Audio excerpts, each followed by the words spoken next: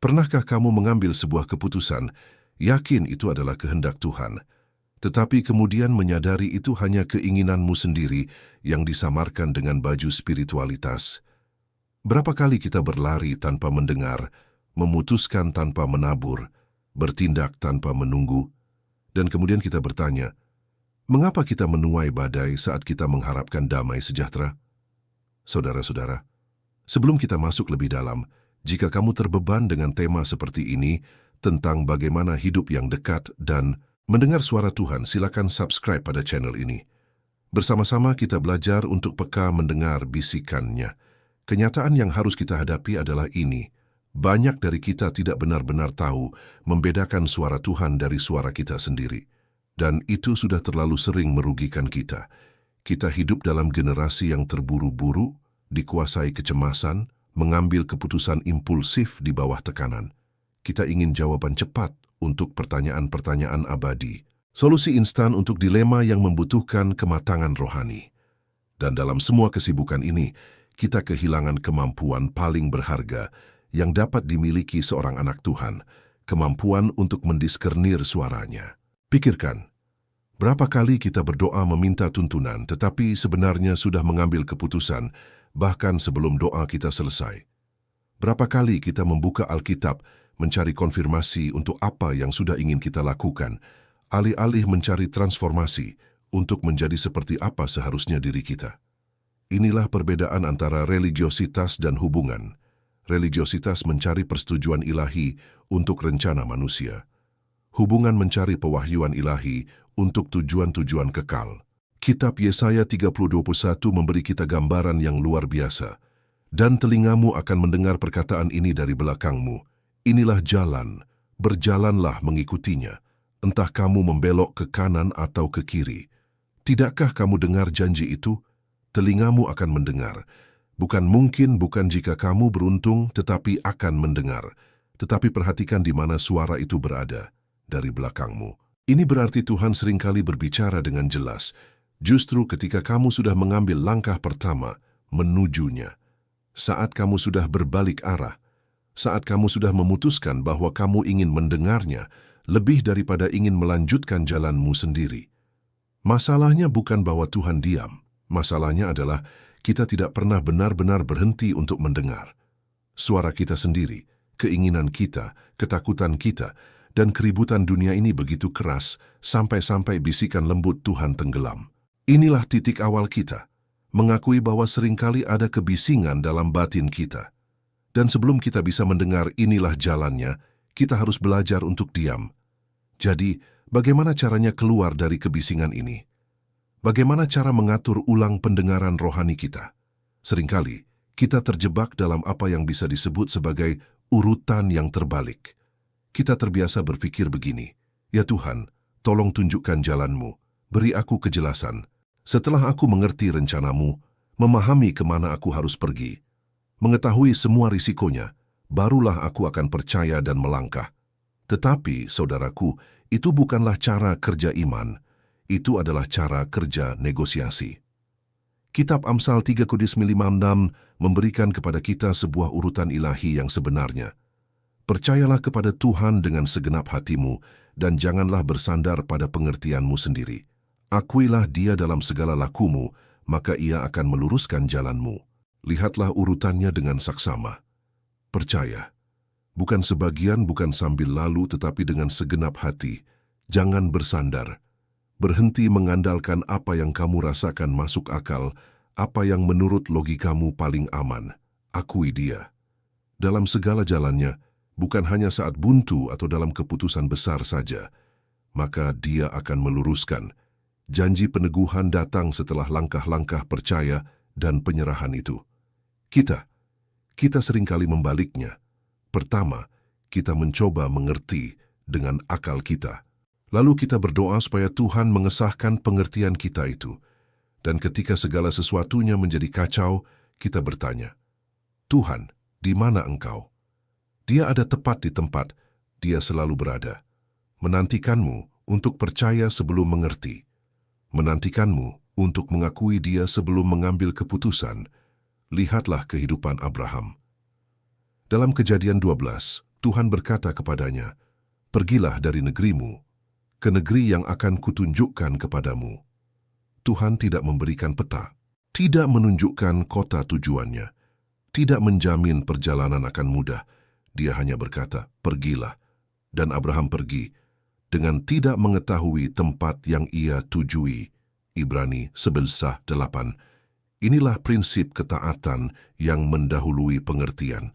Berapa banyak dari kita yang terjebak di tempat yang seharusnya sudah kita tinggalkan hanya karena kita ingin tahu persis kemana kita akan pergi sebelum mengambil langkah pertama. Kita ingin peta lengkap, skenario detail, jaminan mutlak. Tetapi Tuhan tidak bekerja seperti itu. Dia meminta langkah pertama iman, dan barulah dia menyinari langkah kedua. Dia memintamu untuk keluar dari zona nyamanmu, dan barulah dia menunjukkan tujuanmu. Ini bukanlah kekejaman, melainkan kebijaksanaan ilahi yang penuh kasih. Karena, bayangkan jika Tuhan menunjukkan segalanya sekaligus. Kamu akan tergoda untuk mempercayai rencananya, bukan Dia yang merencanakan. Kamu akan berpegang pada tujuan, bukan pada pemandunya. Dan ketika badai kehidupan datang, dan badai itu pasti akan datang, kamu akan mulai meragukan rencana itu, karena matamu tertuju pada jalan yang berliku, bukan pada Sang Penuntun yang setia. Disinilah letak pergumulan dan juga pembebasannya. Kita diajak untuk beralih dari mentalitas yang mengatakan, "Tuhan tunjukkan padaku sehingga aku bisa percaya," menjadi mentalitas iman yang berkata, "Tuhan, karena aku percaya kepadamu, aku akan melangkah, dan aku percaya Engkau akan menunjukkannya kepadaku." Kepercayaan semacam inilah yang melenyapkan kebisingan kecemasan kita. Ini bukanlah kebutaan, tetapi pandangan yang terfokus. Bukan pada masa depan yang kabur, tetapi pada pribadi yang Maha Tahu. Melangkah dalam iman dengan percaya sebelum mengerti, membawa kita ke sebuah pertanyaan yang lebih dalam. Apa sebenarnya yang memampukan kita untuk mendengar suaranya di tengah langkah itu? Apa yang mengasah kepekaan rohani kita? Jawabannya terletak pada kondisi hati kita. Dan Yesus menyentuh hal ini dengan sangat tepat dalam Yohanes 7:17. Dia berkata, "Barang siapa mau melakukan kehendak-Nya, ia akan tahu entah ajaranku ini berasal dari Allah atau aku berkata-kata dari diriku sendiri." Tangkap urutannya. Pertama, kemauan untuk melakukan. Kemudian, pengetahuan untuk mengerti. Wahyu diberikan kepada mereka yang bersedia, bukan kepada mereka yang sekadar ingin tahu. Seringkali tanpa kita sadari, doa kita terdengar seperti ini. "Tuhan, tolong tunjukkan kehendak-Mu yang sempurna untuk hidupku." Dan diam-diam di dalam hati, kita berharap kehendak-Nya itu cocok dengan rencana kita, impian kita, zona nyaman kita. Kita berkata, "Jadilah kehendak-Mu," sambil jari-jari kita bersilangan di belakang punggung, berharap kehendak-Nya itu nyaman, mudah, dan bisa kita terima dengan akal. Disinilah letak perbedaan yang tajam antara ingin mendengar Tuhan dan siap taat pada apa yang Dia katakan. Banyak orang menginginkan pewahyuan, tetapi hanya sedikit yang menginginkan tanggung jawab yang datang bersamanya. Karena mengetahui kehendak Tuhan adalah sebuah hak istimewa yang dahsyat, tetapi juga komitmen yang dahsyat. Setelah kita tahu, kita tidak bisa lagi berpura-pura tidak mengerti. Setelah Dia berbicara, kita harus memutuskan taat atau tidak. Lihatlah Nabi Samuel saat masih kecil dalam 1 Samuel 3. Tuhan memanggilnya 3 kali, dan 3 kali Samuel mengira itu suara Eli. Samuel mendengar suara, tetapi belum bisa membedakannya. Lalu Eli yang bijaksana memberinya kunci. "Pergilah tidur, dan apabila engkau dipanggil lagi, katakanlah, 'Berbicaralah Tuhan, sebab hamba-Mu ini mendengar.'" Dan ketika Tuhan memanggil untuk yang keempat kalinya, Samuel sudah siap. Dia tidak tahu apa yang akan Tuhan katakan, tidak tahu apakah itu akan menyenangkan atau sulit, tetapi dia memposisikan dirinya dengan benar sebagai seorang hamba. Katanya, "Hamba-Mu ini mendengar, bukan konsultanmu, bukan pengawasmu, bukan mitramu. Hamba-Mu." Inilah rahasia pertama untuk mengenal kehendak Tuhan, memposisikan hati sebagai hamba sebelum meminta arahan. Karena seorang hamba mendengar untuk taat, bukan untuk menegosiasikan. Seorang hamba melaksanakan, bukan mendebat. Seorang hamba mempercayai Sang Tuan, Bahkan ketika dia tidak memahami tugasnya, kita hidup di zaman yang mengutamakan hak, bukan kewajiban, tuntutan bukan penyerahan. Tanpa sadar kita sering menginginkan Tuhan yang berkonsultasi dengan kita, bukan Tuhan yang memimpin kita. Kita ingin Dia meyakinkan kita, bukan menuntun kita. Lalu kita heran, mengapa suaranya terasa begitu jauh? Padahal kitalah yang menjauh dengan sikap kemandirian rohani kita. Kehendak Tuhan menjadi jelas bagi hati yang berkata, "Apapun itu, Tuhan, aku mau." Seperti Maria, ibu Yesus, yang ketika dihadapkan pada rencana Allah yang mengubah hidupnya dan berisiko besar, hanya menjawab, "Sesungguhnya aku ini adalah hamba Tuhan. Terjadilah padaku menurut perkataanmu itu." Lukas 1:38. Itu adalah kata-kata penyerahan total yang diucapkan sebelum dia mengerti seluruh ceritanya. Jadi sebelum kamu membuka Alkitab lagi untuk mencari petunjuk, sebelum kamu berlutut lagi meminta kejelasan, tanyakan pada dirimu sendiri, apakah hatiku dalam posisi hamba ataukah dalam posisi negosiator? Apakah motivasiku yang terdalam adalah untuk menyenangkan Dia atau agar Dia menyenangkanku? Ketika hatimu selaras dengan posisi seorang hamba yang rendah hati dan siap taat, frekuensi pendengaranmu menjadi jernih. Bukan karena kamu lebih rohani, tetapi karena hatimu telah membuka pintu bagi sang pemilik suara itu untuk benar-benar didengar. Hati yang siap taat seperti tanah yang subur. Tapi, benih pewahyuan dari Tuhan perlu ditaburkan, dijaga, dan ditumbuhkan dalam konteks yang tepat. Kejelasan tidak datang dalam kevakuman. Ada harga yang harus dibayar, bukan dalam arti uang, tetapi dalam komitmen praktis. Mari kita lihat 3 pilar penopangnya. Pilar pertama, taat pada cahaya yang sudah ada. Kita sering memohon, "Tuhan, tunjukkanlah kehendak-Mu yang besar untuk hidupku," sambil mengabaikan instruksi-instruksi jelas yang sudah Dia berikan untuk hari ini. Tuhan berprinsip, setia dalam perkara kecil adalah kunci untuk dipercayakan perkara besar. Yesus berkata tegas dalam Lukas 16:10, "Barang siapa setia dalam perkara kecil, ia setia juga dalam perkara besar." Inilah pola ilahi. Ketaatan progresif membuka jalan bagi pewahyuan progresif. Apakah kamu ingin Tuhan membukakan rencananya untuk kariermu? Taatilah dulu prinsipnya tentang kejujuran dan integritas di pekerjaanmu sekarang. Ingin kejelasan tentang pasangan hidup? Hidupilah dulu panggilan untuk mengasihi dan menghormati orang-orang di sekitarmu dengan tulus. Kita sering menginginkan firman khusus untuk keputusan spesifik sambil mengabaikan firman umum yang telah tertulis untuk semua orang. Mengampuni, mengasihi, melayani, memberi. Tuhan tidak akan memberikan babak baru dalam ceritamu jika kamu menolak untuk hidup di dalam babak yang sekarang. Pilar kedua, hikmat dari komunitas. Tuhan jarang mengurung kita dalam ruang gema pribadi. Dia sering berbicara melalui suara orang lain yang bijak dan takut akan Dia. Amsal 11:14 mengingatkan, "Jikalau tidak ada pimpinan, jatuhlah bangsa, tetapi jikalau penasihat banyak, keselamatan ada." Tetapi berhati-hatilah, yang kita butuhkan adalah penasihat, bukan pembenar. Kita cenderung mencari orang yang akan mengiyakan keinginan kita, bukan orang yang berani berkata, "Tunggu dulu, mari kita lihat apa kata Tuhan." Ini bukan mencari sekutu untuk kehendak sendiri, tetapi mencari cermin untuk kebenaran. Lihatlah Raja Rehabeam dalam 1 Raja-Raja 12. Dia menghadapi keputusan berat. Dia bertanya pada para penasihat tua yang bijak dan mereka memberi nasihat baik. Jadilah hamba bagi rakyat. Lalu dia bertanya pada teman-teman sebayanya, dan mereka memberi nasihat yang memuaskan egonya. Jadilah lebih keras. Rehabeam memilih yang kedua, dan kerajaannya pecah. Keputusan yang salah karena mencari suara yang salah. Jadi, siapa yang kamu ajak bicara? Carilah orang-orang yang hidupnya berbuah, yang mencintai Tuhan, dan mencintaimu cukup untuk mengatakan yang sebenarnya, meski itu tidak enak didengar. Pilar ketiga, disiplin menunggu.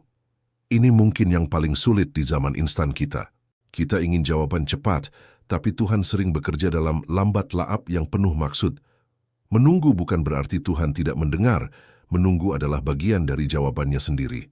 Yesaya 40:31 menghibur, tetapi orang-orang yang menanti-nantikan Tuhan mendapat kekuatan baru. Mereka berlari dan tidak menjadi lesu, mereka berjalan dan tidak menjadi lelah. Perhatikan, kekuatan baru datang selama proses menanti-nantikan Tuhan. Masa penantian bukanlah kekosongan. Itu adalah ruang pembentukan. Lihatlah Yusuf. Mimpi ilahi datang di usia 17 tahun. Tetapi antara mimpi dan penggenapannya ada lubang sumur, perbudakan, tuduhan palsu, dan penjara. 13 tahun. Tuhan tidak diam selama itu. Dia sedang mempersiapkan karakter Yusuf yang sombong menjadi pemimpin yang rendah hati, agar sang pemimpi siap menanggung beban istana. Menunggu aktif berarti tetap setia melakukan apa yang sudah kamu ketahui harus dilakukan, sambil percaya bahwa Tuhan mengatur apa yang belum kamu ketahui. Teruslah melayani, teruslah bertumbuh, teruslah berdoa. Jangan biarkan ketidaktahuan tentang masa depan melumpuhkan ketaatanmu di masa kini. Ketiga pilar ini, taat pada cahaya yang ada, dikelilingi komunitas yang benar dan bersabar dalam penantian, menciptakan sebuah ekosistem rohani di mana kehendak Tuhan dapat terungkap dengan jelas dan alami. Ini bukan formula ajaib, tetapi proses pertumbuhan. Meski kita sudah berusaha memiliki hati yang siap taat, hidup dalam komunitas, dan belajar sabar, ada saatnya arahan Tuhan itu sendiri yang terasa aneh, tidak logis, bahkan bertentangan dengan segala naluri baik yang kita miliki. Pikirkan Gideon dalam Hakim-Hakim 7. Dia memiliki 32.000 tentara untuk melawan musuh yang jauh lebih kuat. Jumlah yang sudah tidak seimbang, lalu Tuhan menyuruhnya menyaring pasukannya hingga tersisa hanya 300 orang. Dari sudut pandang strategi militer manapun, ini adalah bunuh diri. Tapi dari sudut pandang ilahi, ini adalah strategi sempurna. Mengapa? Agar ketika kemenangan datang tidak ada seorang pun, termasuk Gideon, yang bisa berkata, "Kami yang hebat. Semua kemuliaan hanya bagi Tuhan." Tuhan masih bekerja seperti ini. Terkadang Dia mengurangi sumber daya kita justru untuk meningkatkan ketergantungan kita. Dia mempersempit pilihan kita untuk memperlebar iman kita. Dia menyingkirkan sandaran-sandaran duniawi kita agar kita menemukan bahwa Dialah satu-satunya sandaran yang sejati. Ini bukan kekejaman, ini kasih yang radikal. Karena selama kita masih punya sesuatu, apapun itu, untuk diandalkan, kita tidak akan pernah belajar untuk bersandar sepenuhnya kepadanya. Ini membawa kita pada pergumulan yang paling menggerogoti, takut salah. Bagaimana jika ini bukan suara Tuhan? Bagaimana jika ini hanya keinginanku? Bagaimana jika aku salah dengar dan semuanya berantakan? Rasa takut ini bisa melumpuhkan. Izinkan aku menyampaikan sebuah kebenaran yang membebaskan. Tuhanmu lebih besar daripada kesalahanmu. Dia bukan Allah yang rapuh, yang rencananya hancur berantakan karena satu langkah kelirumu. Dia adalah Allah yang berdaulat, yang mampu mengubah bahkan kesalahan tulus anak-anaknya menjadi bagian dari jalan pemulihannya. Roma 8:28 adalah jangkar kita. Kita tahu sekarang bahwa Allah turut bekerja dalam segala sesuatu untuk mendatangkan kebaikan bagi mereka yang mengasihi Dia, yaitu bagi mereka yang terpanggil sesuai dengan rencana Allah. Segala sesuatu, bukan hanya keputusan-keputusan sempurna kita, bahkan langkah lirih kita ketika motivasi kita adalah mengasihi dan mencari Dia, dapat Dia alihkan dan gunakan untuk kebaikan. Lihatlah Petrus. Dia menyangkal Yesus 3 kali, sebuah kegagalan besar dan memalukan. Tetapi Yesus tidak membuangnya. Dia memulihkannya, mengubah seorang penyangkal menjadi pemberita Injil yang berani. Kesalahan Petrus bukan akhir ceritanya. Itu menjadi bagian dari proses penyempurnaannya. Ini bukan lisensi untuk menjadi ceroboh. Ini adalah undangan untuk berani. Perbedaan utamanya terletak pada hati. Apakah kamu melangkah dengan hati yang sombong dan nekat, atau dengan hati yang rendah, sungguh-sungguh mencari Tuhan dan bersedia dibetulkan? Mazmur 37:23-24 melegakan hati kita. Tuhan menetapkan langkah-langkah orang yang hidupnya berkenan kepadanya. Apabila ia jatuh, tidaklah sampai tergeletak, sebab Tuhan menopang tangannya. Kamu mungkin tersandung, tetapi kamu tidak akan tersungkur untuk selamanya. Tangannya ada di bawahmu, siap menopang dan mengangkat. Jadi, bagaimana membedakan antara pimpinan Tuhan yang tidak masuk akal dan keinginan sendiri yang ngawur? Ujilah dengan pertanyaan ini. Apakah ini selaras dengan firman Tuhan yang tertulis? Tuhan tidak akan pernah menyuruhmu berbuat dosa atau melanggar prinsip kebenarannya. Apakah ini menghasilkan buah roh? Galatia 5:22-23. Apakah arahan ini meski sulit membawa damai sejahtera yang dalam? Atau justru memicu kegelisahan, kebingungan, dan ego? Apakah ini memuliakan Tuhan atau diriku sendiri? Inilah pertanyaan paling jujur. Apakah yang kurasakan harus kulakukan ini pada akhirnya akan memuliakan namanya dan membangun kerajaannya, atau terutama memajukan agenda dan kenyamananku? Tuhan mengenali motivasi terdalam kita, Ibrani 4:12. Kita tidak bisa menipunya dengan kata-kata rohani yang indah. Dia menjawab hati yang tulus, bukan pertunjukan yang baik. Ketika kita datang dengan hati hamba yang tulus, bersedia taat, terbuka untuk dibetulkan, dan mengutamakan kemuliaannya, kita boleh melangkah dengan keberanian yang tenang. Kita boleh percaya bahwa bahkan jika kita keliru memahami detailnya, Tuhan yang setia akan menuntun kita kembali ke jalannya. Pada akhirnya, semua yang kita bicarakan tentang mendengar, percaya, taat, menunggu, bukanlah sekadar tentang mengambil keputusan yang tepat. Ini tentang seseorang, sebuah hubungan. Yesus berkata dengan indah dalam Yohanes 10:27, "Domba-dombaku mendengarkan suaraku, dan aku mengenal mereka dan mereka mengikut aku. Lihatlah urutannya yang alami, kamu adalah dombanya. Kamu diciptakan untuk mendengar suara gembalamu." Ini bukan kemampuan spiritual tingkat tinggi untuk segelintir orang terpilih. Ini adalah identitasmu. Kamu mendengar karena kamu miliknya. Masalahnya bukan bahwa Tuhan diam. Masalahnya adalah hidup kita terlalu bising. Pikiran kita terlalu penuh. Hati kita terlalu teralihkan. Dalam semua keriuhan itu, kita kehilangan suara yang halus dan tenang yang dikatakan dalam 1 Raja-Raja 19. Tuhan masih berbicara dengan cara itu, bukan dalam gemuruh yang memaksa, tetapi dalam bisikan yang membutuhkan keintiman. Jika kita ingin mendengar dengan lebih jelas, kita perlu dengan sengaja menciptakan ruang keheningan, melambat, melepaskan diri dari kebisingan dunia, dan menyambut kehadirannya. Menukar ketergesaan dengan penantian, kecemasan dengan penyembahan, dan keinginan untuk mengendalikan dengan penyerahan yang lembut. Mazmur 40:10 mengajak kita, "Diamlah dan ketahuilah bahwa akulah Allah." Diamlah, berhentilah berjuang sendirian. Berhentilah memaksakan kehendak. Berhentilah berusaha keras menjadikan segala sesuatu terjadi. Lalu ketahuilah, akui, ingatlah baik-baik bahwa Dialah Allah dan kamu bukan. Dialah yang memegang kendali dan kamu tidak perlu memegangnya. Dia tahu apa yang Dia lakukan, bahkan ketika kamu tidak mengerti. Disinilah pergumulan terbesar kita, sekaligus pembebasan terbesarnya, melepaskan kendali. Mempercayai bahwa Bapa Surgawi tahu yang terbaik, menerima bahwa jalan-jalannya lebih tinggi dari jalan kita, dan akhirnya beristirahat di dalam kedaulatannya yang penuh kasih. Ketika kamu berhenti melawan Tuhan dan mulai berjalan bersamanya, segalanya berubah. Ketika kamu menyerahkan hakmu untuk mengerti dan merangkul panggilanmu untuk percaya, damai sejahtera yang melampaui akal itu menjadi kenyataanmu. Ketika kamu berhenti menuntut jawaban dan mulai mencari hadiratnya, kamu akan menemukan bahwa hadiratnya itulah jawabannya. Karena pada intinya, kehendak Tuhan bukan pertama-tama tentang apa yang harus kamu lakukan, melainkan tentang menjadi seperti apa kamu. Bukan tentang kemana kamu pergi, tetapi tentang dengan siapa kamu pergi. Tuhan tidak hanya ingin menuntun langkahmu, Dia ingin mengubah hatimu.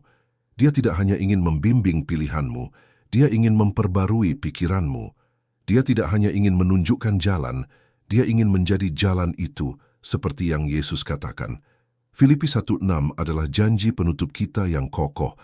Akan hal ini aku yakin sepenuhnya, yaitu Ia yang memulai pekerjaan yang baik di antara kamu akan menyelesaikannya juga sampai pada hari Kristus Yesus. Dia tidak akan meninggalkanmu di tengah jalan. Dia tidak akan menyerah ketika kamu tersandung.